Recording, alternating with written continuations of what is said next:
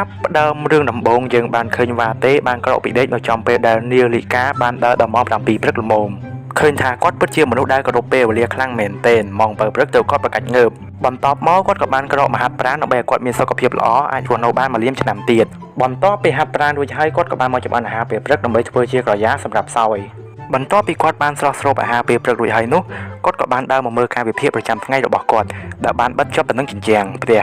នៅក្នុងការវិភាគនោះបានសរសេរថានៅក្នុងថ្ងៃនេះគាត់ត្រូវទៅស្ទូចចលេងនៅក្នុងអាងចិញ្ចឹមក្រពើនៅពេលដែលគាត់បានមើលការវិភាគនោះចប់ហើយនោះគាត់ក៏បានដើរចូលទៅក្នុងបន្ទប់ដាក់អីវ៉ាន់ដើម្បីយកឧបករណ៍សម្រាប់ស្ទូចត្រីយកទៅដើម្បីស្ទូចត្រីលេងមុនពេលដែលគាត់ចេញពីផ្ទះនោះគាត់ក៏បានបើកប្រព័ន្ធការពារផ្ទះផងដែរដើម្បីការពារកែងលោមានចោរលួចចូលផ្ទះរបស់គាត់រួចហើយគាត់ក៏បានដើរចាកចេញពីផ្ទះដើម្បីស្វែងរកកន្លែងណាដែលមានទឹកដែលអាចឲ្យគាត់ស្ទូចត្រីលេងបាននៅពេលដែលគាត់កំពុងតែធ្វើដំណើរតាមផ្លូវនោះគាត់ក៏បានជួបវងគោមួយក្រុមដែលពួកវាកំពុងតែបរិភោគស្មៅយ៉ាងឈ្ងុយឆ្ងាញ់មិនដឹងថាវ៉ាទេគាត់គិតស្អីគាត់ទេគាត់ក៏បានយកការមួយទ្រង់ទៅឲ្យមេគោមួយក្បាលស៊ីរួចហើយគាត់ក៏បានច្រៀងលេងតែម្នាក់ឯងដូចជាមនុស្សឈួតថាជំងឺក្បាលអ្នកថារស់បានយូរប៉ុណ្ណាបែរដងស្ទើរបែកខើយព្រោះអត់បានជក់ម៉ាតកប៉ុន្តែភ្លាមនោះស្រាប់តែមានគោឈ្មោលមួយក្បាលដែលវាជាកូនកាត់ក្របីនោះបានឃើញដូច្នោះវាពិតជាខឹងយ៉ាងខ្លាំងដោយវាក៏ស្មានថាវ៉ាទេចង់យកមេគោរបស់វាទៅចិញ្ចឹមរួចហើយវាក៏បានរត់សំដៅទៅរកគាត់ដើម្បីចូលសម្លាប់ចោលតែម្ដងតែក៏ត្រូវបានវ៉ាទេឃើញគោមួយក្បាលនោះទាន់ហើយគាត់បញ្ញាប់រត់គេចយ៉ាងលឿនដោយសារតែគាត់មិនទាន់ចង់ងាប់ឡើយ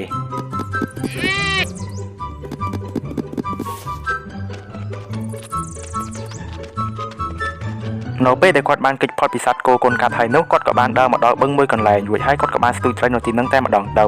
ដោយសង្ឃឹមថានឹងបានត្រីធំៗដូចជាឆ្លាមនិងបាឡែនជាដើមគាត់បានអង្គុយស្ទូចត្រីនៅទីនោះតាំងតែពីថ្ងៃរហូតដល់ល្ងាចទើបគាត់ស្ទូចបាន11តែនៅក្នុង10នោះមានក្រដាសមួយសន្លឹកផងដែរដែលទំនងមើលទៅដូចជាផែនទីទៅរកកំណត់យ៉ាងអញ្ចឹងនៅពេលដែលគាត់យកក្រដាសចេញពី10នោះមកមើលនោះឃើញថានៅក្នុងក្រដាសនោះសរសេរអក្សរថា help ដែលមានន័យជាភាសាខ្មែរថាជួយពេលនោះទើបគាត់នឹកឃើញថាដបមួយនោះគឺជារបស់គាត់នឹងឯងដែលគាត់បានបោះចោលវាទៅក្នុងទឹកតាំងតែពី1000ឆ្នាំមុនមកម្លេះវ៉ាទេពេលដែលគាត់ស្រមៃចប់ហើយនោះគាត់ក៏បានមូលក្រដាសនឹងចោលប៉ុន្តែភ្លាមនោះស្រាប់តែអាគោកូនកាត់ក្របីនោះបានរកគាត់ឃើញហើយគាត់ក៏បានរត់គេចពីវាបាត់ទៅរឿងរបស់យើងក៏ត្រូវបានបញ្ចប់ដោយ happy ending តម្លៃអប់រំនៅក្នុងរឿងនេះគឺយើងមិនត្រូវយកផ្កាទៅឲ្យមេគោស៊ីឡើយបើមិនចឹងទេគោឈ្មោះនឹងចូលយើងជាមិនខានជាចុងក្រោយអេដមីនក៏សូមអរគុណអ្នកនាងខ្លាំងមែនទែនសម្រាប់ការទស្សនាវីដេអូនេះតាំងពីដើមរហូតដល់ចប់សូមអ្នកនាងកុំភ្លេចចុចពាក្យថា like subscribe មួយផងដើម្បីជាកម្លាំងចិត្តដល់អេដមីនហើយអូខេអរគុណធំៗសម្រាប់ 1000 subscriber អូខេបាយបាយជួបគ្នាវីដេអូក្រោយនិយាយខុសជួបគ្នាវីដេអូក្រោយបាយបាយ